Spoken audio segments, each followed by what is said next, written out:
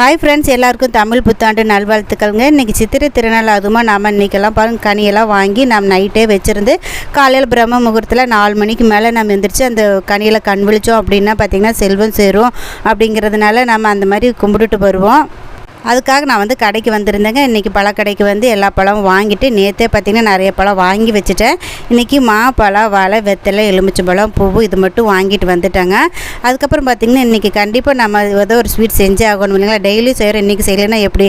அதனால் இன்றைக்கி பச்சை திராட்சை வச்சு ஒரு அல்வா செஞ்சாச்சுங்க. சூப்பராக இருந்துச்சுங்க. இதனோட வீடியோ நாளைக்கு அப்லோட் பண்ணுறேன். வாங்கிட்டு வந்திருந்த கனி எல்லாமே ரெண்டு தட்டில் எடுத்து வச்சுட்டேங்க. எடுத்து வச்சுட்டு கண்டிப்பாக கண்ணாடி வைக்கணும். அதுக்கப்புறம் பணம் வச்சுக்கலாம். நம்ம வீட்டில் இருக்கிற தங்கமோ வெள்ளியோ நாணயங்களை வச்சுக்கலாம்.